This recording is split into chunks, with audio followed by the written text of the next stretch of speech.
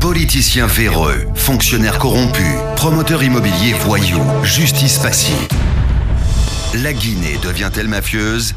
Les grandes gueules d'Adafo Média ne lavent pas plus blanc, mais vous permettent de défendre votre pays en vous informant. Avec les grandes gueules d'Adafo Média, dénoncez les turpitudes, nous garantissons le secret des sources. Envoyez vos documents à espacefmguinée.info, rubrique Contact. Les grandes gueules d'Adafo Média ou le socle de la liberté d'expression en Guinée. Merci à vous qui nous écoutez du côté de l'AB sur 99.7 sur Radio Espace Fouta. Bienvenue si c'est maintenant que vous nous rejoignez. On va essayer de faire lecture de quelques SMS dans un instant. On nous apprend aussi un Soulbanks qui a été attaqué hier par les bandits armés et ils ont tout pris, heureusement. Voilà. On l'a pas blessé. Donc, et voilà, ça c'est l'information qu'on vient d'avoir en direct dans l'émission. Quelques SMS reçus. Le temps pour le réalisateur d'appeler Monsieur Koutouboussano. Ali Moubindi qui revient. Bonjour les GG. Loucénéphale, rattrapé, je ne comprends pas ce qu'il veut dire, hein, franchement, mon cher ami. Voilà, sinon, il y a cet autre auditeur, Diawara, qui demande à ce qu'on puisse ordonner le débat. Il n'y a pas de problème, les invités venir au bout de leur idée. Joseph Koli Diawara de Koya qui nous envoie ce message. Dommage pour ce pays, la gouvernance va de coq à l'âne. Voilà, le message n'est pas signé. Bonjour Radio Espace, c'est Alpha Oumar pour Edaka, So. Je pense que Roby, je ne comprends pas ce qu'il veut dire, hein, franchement. Voilà. Yaya Baguissa, les 5 prochaines années de la mandature d'Alpha Condé sera pire que les précédents. Voilà, il n'y a pas de problème. Bonjour les GG, l'effort, je vous remercie pour l'effort que vous faites hein, pour ce pays. Qu'est-ce qu'il veut dire? Voilà. Sinon, Tianasso, depuis Tombolia, Lucénifal n'était pas clair avec vous ce matin. Sur tout message, d'ITS, bonjour les GG. En écoutant le ministre Fall, on comprend son malaise.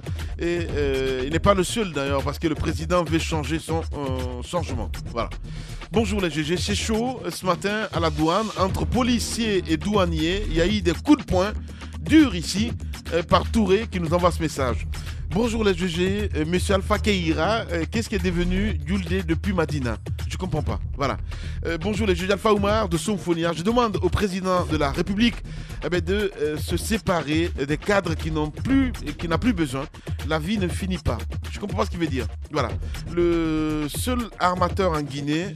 Voilà. Allez, on y va, Bakar, avec le décryptage évidemment. Moi, je pense que pour revenir au cas du ministre Fall, en attendant que le ministre Sano revienne à l'antenne, j'ai dit que le ministre Fall n'a pas à rougir de quoi que ce soit. Je pense que dans ce gouvernement qui est appelé donc à partir, ouais, il est l'un des rares quand même à avoir un bilan. Ouais. Et Moussa Moïse l'a rappelé dans la première partie, il est de ces ministres-là qui ont pu quand même participer à cette refondation de l'État et au retour de la Guinée, comme l'a dit, conformément au slogan Guinée is back. Je pense que il a quand même tout de même quelque chose à faire prévaloir. S'il était remercié du gouvernement, il est de la haute sphère de la diplomatie internationale. Il peut y retourner. Il a travaillé aux Nations Unies, il a travaillé comme envoyé spécial du secrétaire général dans des zones de conflit. Donc l'Océnifal a un avenir devant lui après le gouvernement. Ouais. Je pense que et le problème du président Alpha Condé, c'est que c'est cet éternel apprenti qui est toujours à la recherche du gouvernement idéal. Au sortir des élections législatives, il nous a annoncé un gouvernement d'émission, un gouvernement qui allait vraiment décrocher la lune. Mais après, qu'est-ce qu'on a vu? C'était moitié un gouvernement de bras cassés. Aujourd'hui, il nous annonce encore un gouvernement qui sortira. Technocrate. Oui, absolument. Mais ne vous attendez pas à grand-chose. Ça peut faire flop tout ça. Oui, c'est parce que c'est du Alpha Condé. Ouais. Voilà. Pourquoi pas le retour de Saïd le maintenir? C'est possible. Voilà, c'est plutôt le maintien. Non, mais il peut se permettre tout sauf cela. Non, mais ça, je veux quand même. Non, Aboubacar. Non. Il n'a pas un mandat, à ce que je sache. Il n'a pas un mandat qu'il a reçu du peuple de Guinée.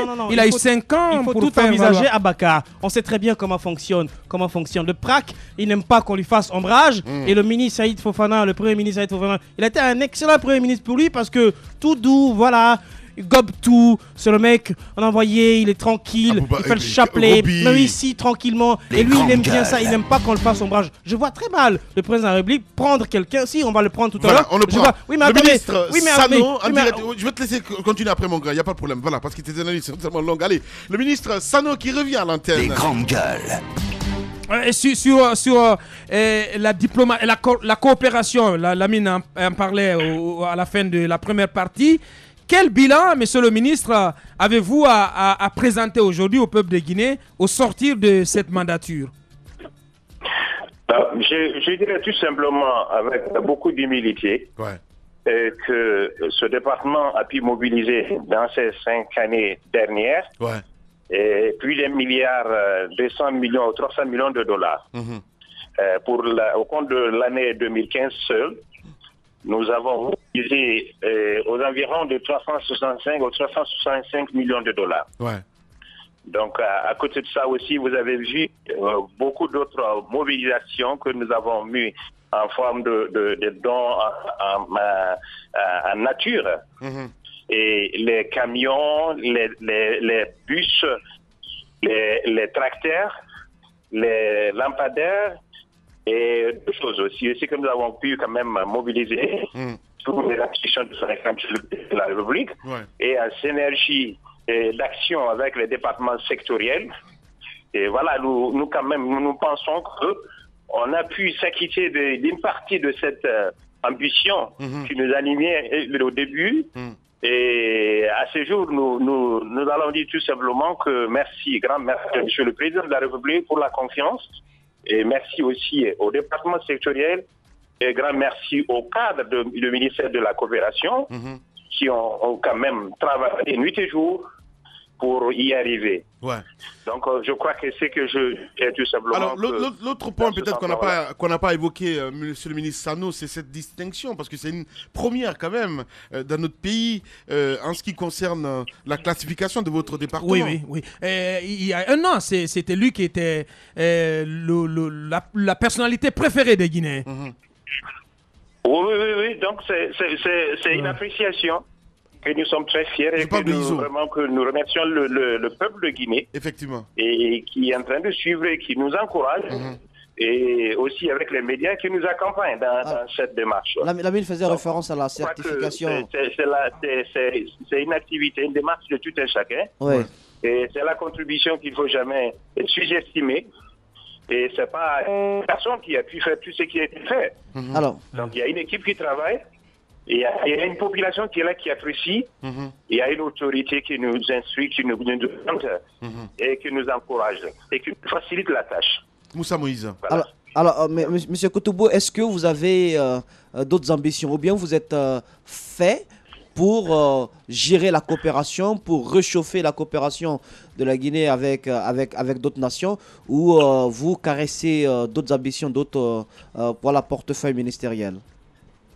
Non, je crois que ce qui concerne le portefeuille ministériel, cela relève purement et simplement de la compétence de son excellence, Monsieur le Président de la République. Moi, je veux vraiment qu'on parle un petit peu en profondeur, Monsieur le ministre, parce que vous avez parlé quand même un chiffre ce matin, plus d'1 milliard de fonds. C'est très intéressant et c'est beaucoup. Dites-nous un petit peu la gestion de ces fonds-là, parce que souvent, les partenaires se posent des questions, souvent il y a des doutes, entre autres, à se dire, est-ce que ça va vraiment toucher cette population concernée? Parce que c'est ça aussi un petit peu le souci, monsieur le ministre. Qu'est-ce que vous avez fait dans ce sens-là pour ne pas qu'il y ait des soucis?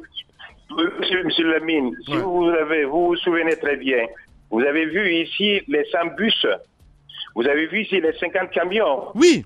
Vous avez vu ici plus de 22 groupes électrochènes. Non, mais je parle un petit peu de ce que vous faites au niveau de votre département pour que les partenaires soient rassurés. Parce qu'on n'a pas oublié, on a mené une enquête ici. On a mené une enquête dans le cadre des thermoflash, dans la lutte contre Ebola.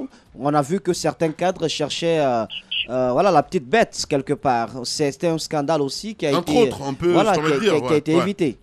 Mais c'est quoi la touche Sano finalement à la fin du compte? Est-ce qu'il y a les policiers au ministère de la Coopération pour dire écoutez, il faut qu'on contrôle tous les fonds? Non, le ministère de la Coopération, le ministère interversal. Et interversal, ça veut dire qu'il joue un rôle de coordination et de liaison entre le département sectoriel et les partenaires techniques et financiers. Mais nous ne sommes pas en charge d'inspecter et de contrôler. D'accord. Et de suivre ce qui se passe dans les débats. Quand nous avons aussi les Sambus... vous n'avez pas dit que c'est une plateforme simple, monsieur le ministre, quand même. C'est le ministère de Transport. Ouais. C'est au ministère de Transport. C'est pas un ministère de contrôle économique non plus. Bon. Non, pas du tout. Ce que nous faisons, ce que nous recevons de nos partenaires, nous mettons ce que nous recevons, nous mettons à la disposition des départements sectoriels. Les départements sectoriels doivent pouvoir gérer rationnellement et judicieusement et nous compter des rapports. Et c'est ce rapport que nous transmettons à nos partenaires techniques et financiers. Et à ce jour, je voulais vous rassurer que les partenaires techniques et financiers sont très satisfaits. Voilà. La façon dont nous travaillons, vous l'avez que le département du ministère de la Coopération est le seul département public qui a été certifié par le CODAF, le comité français d'accréditation, et qui a un ISO de 9000. Justement, on l'évoquait il y a un instant. On l'évoquait il y a un instant. Allez-y, Robin. Monsieur le ministre, une dernière question certainement avant de vous laisser partir. Le président de la République, dans sa volonté certes de rassembler tous les Guinéens, a décidé du retour de certaines personnes. Vous faites la tête, mais c'est important que je pose cette question, Lamine. Alors, quel regard portez-vous, par exemple, sur le retour de Tibou Camara et quelle est votre relation avec lui en ce moment? Je crois que je vous ai dit, répète qu'on ne fait pas de commentaires. Ben voilà. Je connaissais la réponse. Souverain de son excellence, les grandes gueules. Monsieur le président de la République est souverain dans sa décision, est souverain, nous l'accompagnons. Monsieur le ministre, je pose la question. Je pose la question parce que j'aurais des informations qui disaient que sous le CNDD, ça chauffait un peu entre vous deux. Donc aujourd'hui, quels sont vos rapports? C'est vous qui le dites, M. Roubi. Oui, mais vous semblez finalement jeter en pâture tout ce botter qu'on tout dit, en touche, botter tout en touche par rapport à vos relations personnelles, monsieur le ministre, on comprend plus rien. Pourtant, c'est une réalité. Je n'ai pas de relations personnelles avec les individus. Je sais que les relations... Les individus, quand vous dites individus, monsieur le ministre, on sent très bien que entre Tibou Camara et vous, au sein du CNDD, ça n'allait pas bien, il retourne. Tibou est un Guinéen, voilà. Guinéen est un frère. Voilà, on passe à autre chose. Voilà, ne vous inquiétez pas. Allez-y. Voilà, nous travaillons pour ce pays et travailler pour ce pays, c'est ce qui est l'essentiel. Merci beaucoup en tout cas, monsieur le ministre. Et en même temps, nous vous souhaitons bonne année par anticipation. À vous de même, et bonne chance et du courage. Merci beaucoup, monsieur le ministre. Merci. Au revoir. Les grandes gueules. Tout sur les dessous de l'actu. Ici, l'actu rime avec liberté de ton sur Radio Espace. Mais aussi sur Espace TV tous les soirs à partir de 22h30. Évidemment, vous avez accès à cette émission. Vous pouvez réagir en direct, tout simplement. Si vous êtes abonné Orange en Guinée, GGO 8036. Sinon, c'est tout numéro de téléphone qui s'affiche juste en bas de l'écran. Avec plaisir, Mamoudou Kondé va faire défiler donc les messages en direct dans l'émission. Dans un instant, on parle artisanat ce matin avec Kaba Diakité que nous allons avoir en studio, évidemment. Ahmed, vous avez écouté, hein, monsieur Koutoubou Sano. Ben, écoutez, je pense qu'il a été clair. De toutes les façons, il a raison quand il dit qu'il n'a pas à commenter une décision du président de la République. Je pense que c'est tout à fait logique. Et non seulement du président de la République, mais il n'a pas aussi à s'y mixer dans les affaires intérieures d'un autre département ministériel. C'est pas à lui de donner son point de vue là-dessus. Non, mais quand il a géré, s'il vous plaît, après vous aurez la parole, vous êtes libre. C'est mon point de vue, c'est comme ça que je l'analyse. Après, vous l'analyserez comme vous voulez. J'ai dit bien qu'il a parfaitement raison. Autre chose, vous avez parlé aussi au niveau donc de la Ligue islamique, les problèmes qui n'existaient pas pratiquement quand il était là-bas et les problèmes qui existent maintenant. J'ai dit tout simplement aussi que c'est la méconnaissance aussi de certains dossiers par les cadres qui sont là, parce que Koutoubou avait une chance, c'était non seulement de maîtriser un peu ces milieux, compte tenu des études qu'il a eu à faire, je crois, dans ces zones-là, et il maîtrisait beaucoup, donc ça l'a aussi facilité la tâche. Donc il connaît le domaine, donc c'était pas du tout compliqué pour lui. Sûrement ça l'a beaucoup aidé, et à l'époque aussi je pense qu'il avait quelque part la main libre, parce que moi je sais, j'ai été témoin à l'époque, j'ai ma grand-mère qui partait, j'ai vu un peu la rigueur du monsieur quand des gens sont venus. À l'époque c'était au temps du CNDD, je crois, il y a des gens qui ont été amenés par Dadi Sissé Kouba. À l'époque il leur a dit clairement, ceux qui ont payé un peu depuis longtemps vont d'abord partir, s'il y a de la place vous allez partir, même si c'est le président qui vous en... Moi, je pense que c'était une forme de rigueur que j'ai appréciée chez lui à l'époque. Donc, je pense que c'est sûrement cette même rigueur qui a continué au département de la coopération. On a vu quand même la Guinée tisser pas mal de relations avec un certain nombre de pays. J'ose croire que ça va continuer et pour le bonheur de ce pays. Voilà. On peut dire facilement, Moussa Moïse, que Koutoubou c'est un manager parce que depuis 2008, évidemment, on est là aujourd'hui, à chaque fois, à chaque gouvernement, il est toujours présent. Oui, il n'a pas voulu expliquer un petit peu, on sait, l'homme est modeste, mais à la fin du compte, il n'est pas pape non plus, quoi. Oui, il n'est pas à 100% quand même... comment je peux dire ça, il n'est pas à 100% parfait. Dans la gestion, il y a tout le temps des couacs, surtout quand c'est une gestion qui se fait avec des cadres. Il peut y avoir quelques manquements, mais ce que l'on retient de sa gestion à la tête de ce ministère, c'est qu'il a réussi tout de même à imprimer une nouvelle dynamique au fonctionnement du ministère, à sa structuration. On s'est rendu par exemple compte que les dossiers qui étaient déposés du côté de la coopération, il y a un délai qui est donné à chaque cadre du département pour la célérité dans le traitement du dossier, parce que son souci, c'est de ne pas voir des dossiers dormis dans les tiroirs, alors que ça a besoin d'être traité très vite pour que le département avance. C'est ce qui lui a d'ailleurs valu cette certification ISO dont on a parlé tantôt. Donc je pense que dans la coopération, il a aussi un atout, c'est qu'il parle quand même français, il parle anglais, il parle arabe. C'est pas donné à tout le monde. C'est pas donné à tout le monde dans ce gouvernement. Voilà, c'est un moualim. Donc des fois, je pense qu'à Abu Dhabi, je pense quelqu'un qui me racontait cela, cette anecdote. Pas ça dépend, Ahmed. C'est un moualim que tu vois. On me racontait donc oui, ne provoquons pas les moualims ce matin. Les grandes gueules. La fois dernière, on a eu une panne technique quand on parlait de ça. Allez. Alors donc. Parlons de ce qui se passe au ministère de la Coopération. Donc, à Abu Dhabi, on m'a raconté une anecdote comme quoi, lorsqu'il fallait prendre la parole en arabe pour pouvoir traduire tout ce qui a été dit, on se regardait tous dans la salle au sein de la délégation guinéenne.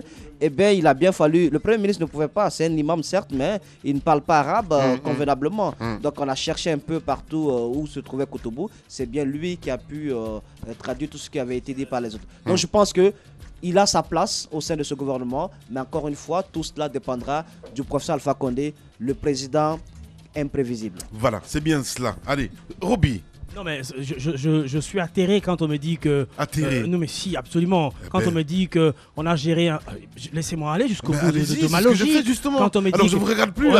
Ce serait mieux d'ailleurs. Okay. Quand on me dit qu'on a géré un département pendant un certain nombre d'années et qu'il y a des problèmes dans ce département-là, qu'on vous tende au micro pour vous dire de donner quand même votre avis conseil en tant qu'expérimenté de ce domaine-là, qu'on me dise qu'on me permet pas, je ne peux pas me permettre de donner mon avis parce qu'il y a un autre... Mais, je veux dire qu'à un moment donné, on n'a pas demandé de donner forcément de faire une critique, mais de donner son avis, de donner une approche de solution par rapport à ce qui se passe dans un domaine qu'il a géré. C'est bien maintenant qu'il fait un bon boulot au niveau de la coopération, puisque vous voulez qu'on parle du présent. Mais ce que je veux demander au président de la République, c'est de faire en sorte que les prochaines nominations, que les ministres qui vont être reconduits dans le nouveau gouvernement, puisqu'il semble que certains vont être reconduits dans le nouveau gouvernement, que ce soit sur la base des résultats, que ce soit sur la base des compétences. Parce que si c'est sur la base des compétences et des résultats, je vous donne ma main à couper qu'on n'aura pas 4.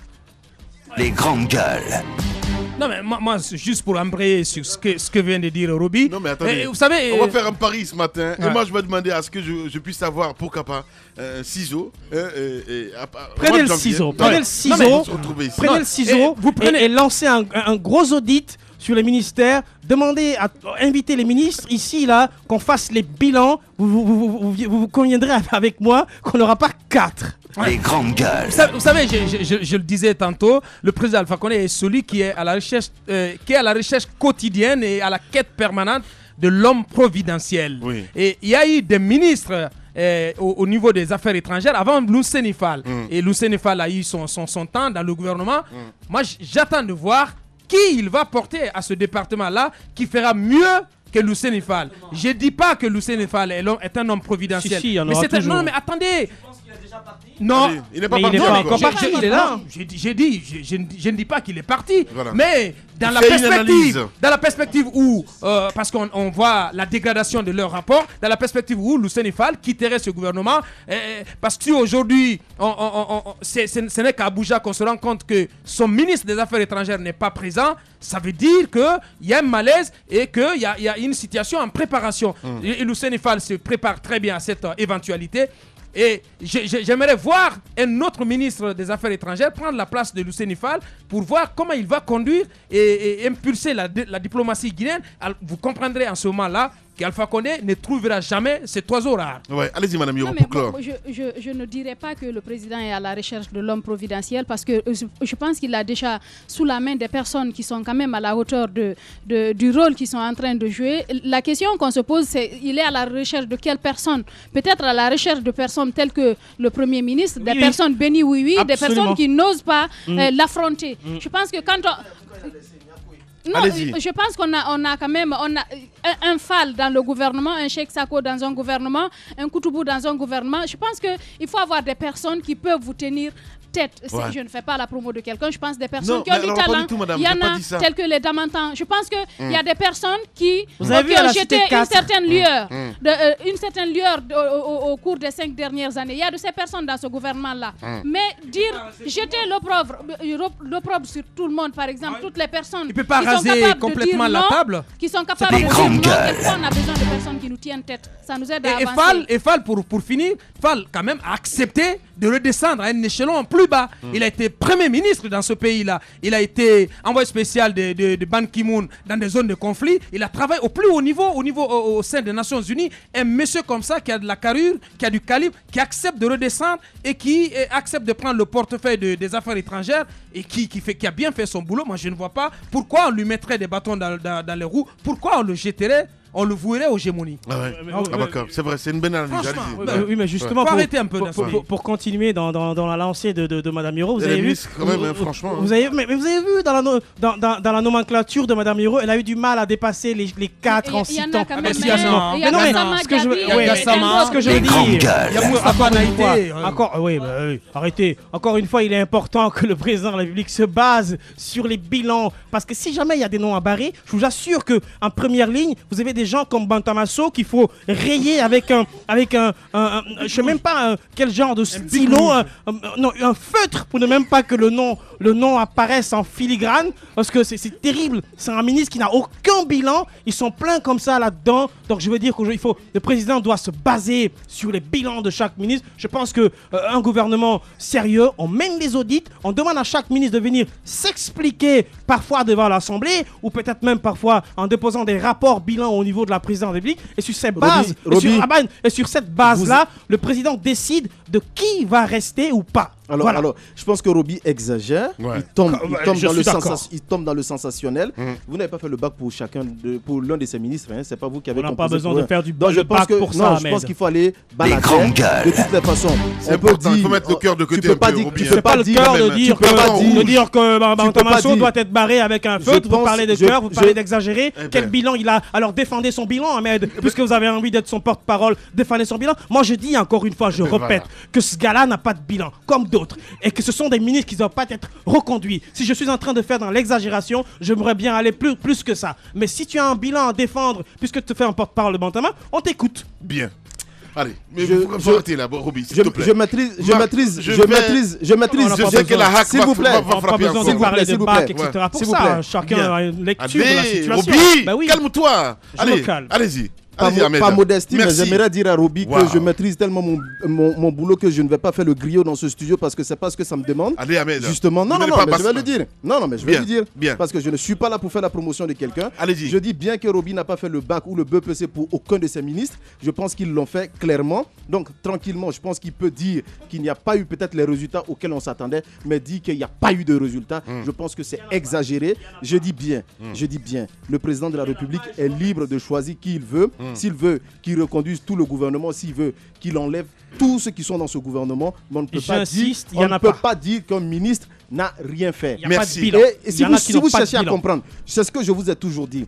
C'est bien de taper sur un ministre, mais parfois, cherchez à comprendre comment ça fonctionne dans ces départements. Parfois, ces ministres n'ont pas la possibilité, malgré les bonnes intentions que ces ministres ont, ils n'ont parfois pas la possibilité de concrétiser ces bonnes intentions. Je pense qu'il ne faut pas forcément les accuser. Il ne faut pas forcément les accuser. C'est pourquoi nous disons au président de la République, c'est bien de choisir. Ils doivent créer les conditions eux aussi. Je ne crois pas. Moi, je ne crois pas. Je le dis dans ce studio. Je ne crois pas au scénario de la table rase. Comme le président Alpha Condé prétend aller dans ce sens-là, il ne pourra pas dégommer tous ces ministres-là. Forcément, il y en a il y en a dans son gouvernement qui ont un quelconque bilan à faire prévaloir. Et je vais lancer cette réflexion ce matin. Est-ce qu'on arrivera dans ce pays-là à faire en sorte qu'il soit imposé au chef de l'État que ceux qu'il nomme à des fonctions, qu'ils soient d'abord adoubés par l'Assemblée nationale, que s'il arrive qu'il nomme par exemple M. Lamine Guirassi, non, c'est un exemple que je prends. Pourquoi vous ne voulez pas qu'on prenne l'exemple sur vous? S'il arrivait que vous soyez nommé ministre de la communication, c'est un exemple. Cela ne veut pas dire que vous êtes ministre de la communication. S'il arrivait que vous étiez nommé à ce poste-là aujourd'hui dans le prochain gouvernement, que vous passiez devant l'Assemblée nationale. Dans quelle langue, je suis un ouvrier, mon grand. J'ai pris un exemple, Lamine. S'il vous plaît, mon Dieu. S'il arrivait que M. Moussa Moïse jamais de la vie soit nommé ministre des Affaires étrangères, c'est un exemple. Ou de la pêche. C'est important, ou de la pêche. Moi, j'aimerais que sa nomination, son acte de nomination, passe d'abord devant les députés de l'Assemblée nationale pour que cela soit validé. C'est comme ça que ça se passe dans des grandes démocraties. Dans d'autres pays, il y a ce n'est plus le président qui choisit. Oui, mais dans d'autres pays, il y a un cabinet conseil. Dans d'autres pays, il y a un cabinet conseil puisque le profil type de l'homme qui doit diriger un département doit être sculpté, doit être étudié, doit être dessiné. Dans ce pays, on ne le fait pas. On nomme parfois des gens qui sont malades, qui après 6 mois ne peuvent plus faire le travail parce qu'ils passent tout leur temps à dormir dans le bureau. Je veux dire que dans un pays normal, c'est vrai que le président de la République fait des choix d'hommes, mais après, il y a des conseillers qui essayent de regarder est-ce que celui que vous avez choisi pour tel département répond physiquement, moralement et économiquement aux attentes de ce département-là. Et parfois, il faut imposer aussi la rigueur à l'État de fouiller même dans le passé de certaines personnes parce qu'il est important de savoir. Allez-y, on va clore là-dessus. Allez-y, Moussa. Je pense que tout ce que nous faisons, c'est un peu de la... Voilà, nous sommes en train de spéculer. Nous n'avons pas de critères concrets. On spécule. Par parce analyse. Tout ce qu'on dit, c'est de la spéculation. On ne peut pas donner des preuves concrètes de la crédibilité ou de la capacité d'un cadre à diriger bien un département. Les hommes sont jugés à la tâche. Je pense que le chef de l'État, on ne peut pas lui forcer la main de travailler avec tel cadre ou un autre. Il lui appartient de choisir les personnes avec lesquelles il veut travailler. Ce qu'on peut exiger de lui, ce sont des résultats. C'est cela le rôle du peuple. Allez, bienvenue chez les fortes têtes. Les grandes gueules. Tout sur les dessous de l'actu. Ici, l'actu rime avec liberté de ton sur Radio Espace. Voilà, vous le voyez à l'écran évidemment, M. Kaba Diakité, il est directeur général de l'Office national de promotion de l'artisanat en Guinée. Est-ce que vous avez entendu parler? Voilà, on essaie de comprendre. Les jeunes veulent comprendre ce matin. Bienvenue M. Kaba, bonjour. Bonjour. Ça va? Je vais très bien. Alors, dites-nous, pour commencer, c'est quoi l'ONFA, l'Office national de... l'ONFPA l'ONPA plutôt, l'Office national de promotion de l'artisanat. Oui, c'est assez, ça semble assez étrange. Est-ce que ça existe tout ça il y a longtemps? Bien sûr, avant de commencer, permettez-moi de saluer d'abord mes parents, mes amis et tout le monde ici présent et tous les artisans et artisanes de ce pays. L'ONPA est une structure qui vient d'être dotée d'un statut qui existait avant mais qui n'était pas formalisé. Qui n'était pas opérationnel. Opérationnel, oui, mais qui Qu'est-ce que vous appelez formalisé? Oui, je comprends pas. Ça existe depuis quand? Ça existe depuis longtemps. Le cadre institutionnel manquait parce qu'il y avait un décret qui restait à prendre pour doter cet établissement de son statut réel qui a été fait. Et quel est son statut alors? Oui, bien sûr. Son statut, c'est un établissement public à caractère administratif qui est à son autonomie de gestion et qui évolue sous la tutelle du ministère de l'Hôtellerie, du Tourisme et de l'Artisanat. Vous en êtes le premier directeur général? Non, pas tout à fait. Le premier directeur général, après la prise de ce statut, la signature du décret du statut, c'est moi. Je suis venu à la tête. Quelle est la ligne de démarcation entre la direction générale de l'ONPA et l'Office national de la promotion l'Office national du tourisme? Bon, écoutez, en principe, disons, l'Office national du tourisme est un établissement à caractère industriel et commercial. Un EPIC. L'ONPA est un établissement à caractère administratif. c'est les 2 offices en quelque sorte qui composent ce ministère. Vous êtes directeur depuis combien de temps, monsieur? À peine 5 mois. 5 mois, d'accord, je comprends très bien. Okay. Qu'est-ce que vous avez comme objectif? Les objectifs de l'ONPA, c'est bien sûr faire la promotion des produits artisanaux. Et faire la promotion des produits artisanaux, il faut d'abord aller sur la qualification de nos artisans. Et moi, je suis aujourd'hui content dans ce studio parce que je vois la main de nos artisans dans ce studio. De la peinture jusqu'à la table, de tout ce qui contient ce... Bien. On va essayer de s'intéresser vraiment sur le secteur, c'est très important. L'état des lieux déjà, M. Diakité, depuis que vous êtes là. L'état des lieux est de... C'est un secteur délaissé. Hein. Délaissé, mais aujourd'hui qui est en train de... c'est-à-dire qui est beaucoup boosté par le président de la République parce qu'il en fait son cheval de bataille. Il en parle et vous n'êtes pas sans savoir tout ce qu'il donne comme appui aux femmes pour leur autonomisation. C'est dans le cadre de l'artisanat alimentaire, transformer nos produits et ainsi de suite pour permettre à nos artisans de se faire valoir tant au niveau national qu'international. En faisant quoi exactement? Parce que mis à part ce qui se passe du côté de l'abbé, quand on parle de l'artisanat en Guinée, on se dit, ça se résume à la résignation finalement à la fin du compte, monsieur. Non, pas du Depuis tout. que vous êtes là 5 mois, qu'est-ce que vous avez fait concrètement sur le terrain? Quel est votre plan d'action? Justement. Le plan d'action concrètement, parce que nous avons fait l'état des lieux et nous cherchons à savoir qu'est-ce qui se passe réellement au sein de ce secteur. Il se passe que personne ne s'intéresse dessus? Si. Eh ben si, je suis désolé. À part Oumar Barry du côté de l'abbé. Lui, ça fait combien de temps? Ça fait 2 ans. Aujourd'hui, il organise la foire artisanale de Guinée. Mais monsieur, si vous ne laissez pas poser des questions, ça devient très compliqué à la fin du compte. Vous êtes un petit peu à l'air défensif. C'est qui est vraiment dommage, quoi, quelque part. On a envie de comprendre. Pas du tout. Justement, je suis là pour ça. Ok, je vous écoute. Mais justement, vous disiez tantôt que le diagnostic président vous soutient. Est-ce que vous dites qu'il en parle? Il ne suffit pas d'en parler. Il y a quand même des villes qui sont reconnues dans ce sens. Lamine parlait de l'abbé, l'artisanat à l'abbé, mais d'Alaba. Mais Boké aussi dans certaines zones. Normalement, c'est ce qui devrait donner du courage un peu aux touristes qui viennent chez nous. Mais qu'est-ce qui est fait pour valoriser ces zones dans lesquelles les jeunes s'adonnent à l'artisanat? Qu'est-ce qui est fait pour les appuyer? Bien sûr, déjà au niveau de Boké, lors de la fête, des fêtes tournantes de l'indépendance, nous avons déjà un centre artisanal qui a été construit à Boké, qui reste à être opérationnel. Nous sommes en train de chercher les moyens pour l'équiper et mettre les artisans à l'intérieur. Nous avons aussi à Dalaba, où il y a eu un centre artisanal qui a été tout à fait construit, qui existe aussi. Et sans oublier Zéro Corée et Cancan aussi est en construction. Donc au niveau de l'artisanat, c'est vrai que l'artisanat rencontre assez de problèmes.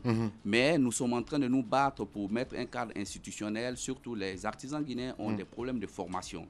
Il faut les amener à une formation adéquate pour qualifier les produits.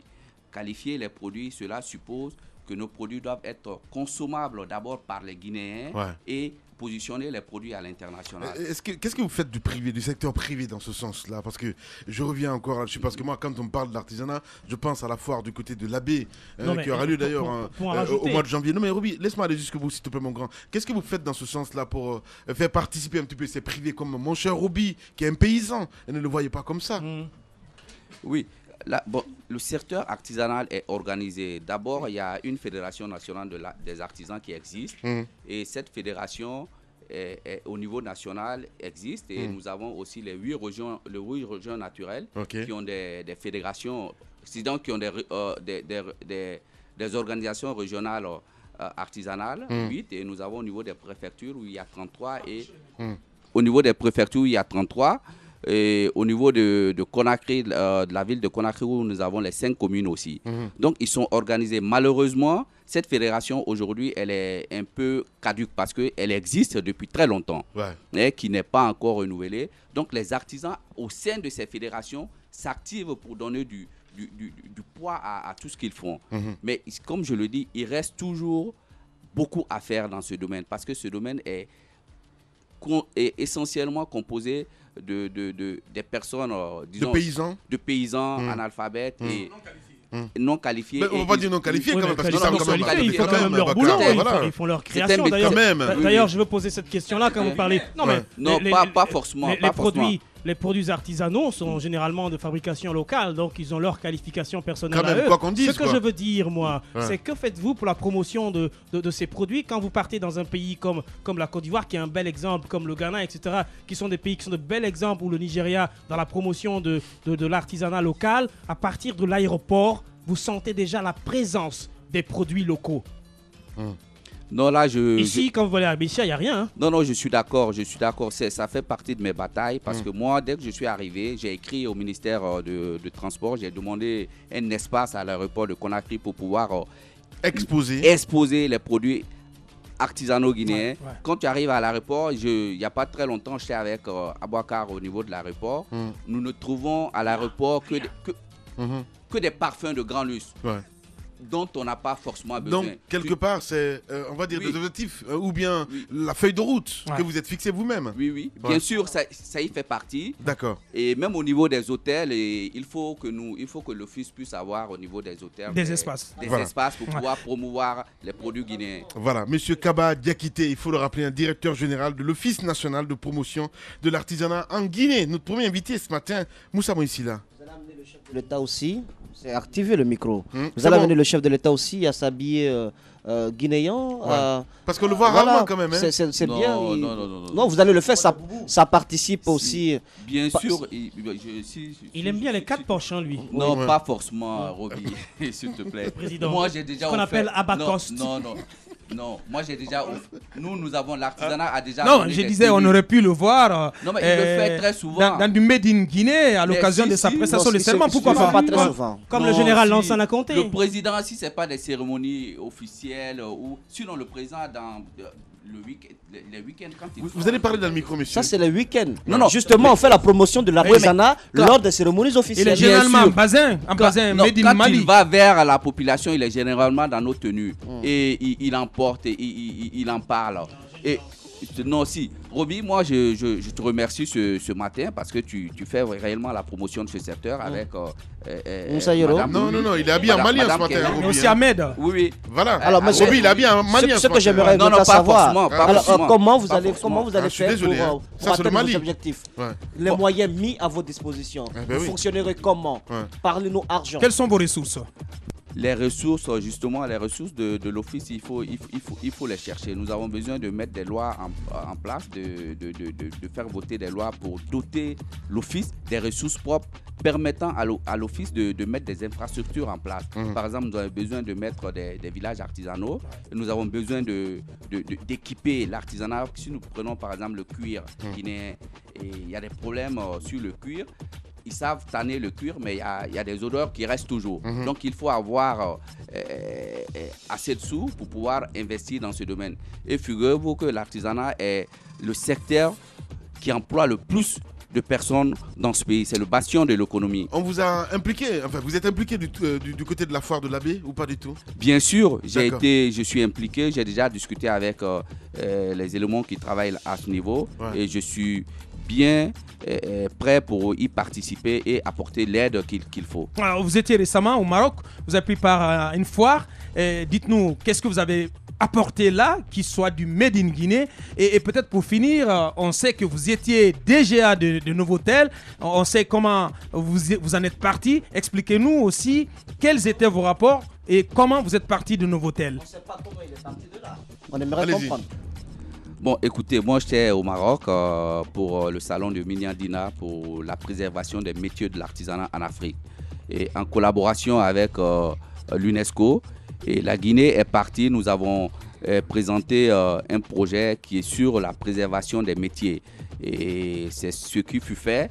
Et ça a été couronné de succès et nous sommes partis avec un artisan pour aller exposer les produits guinéens.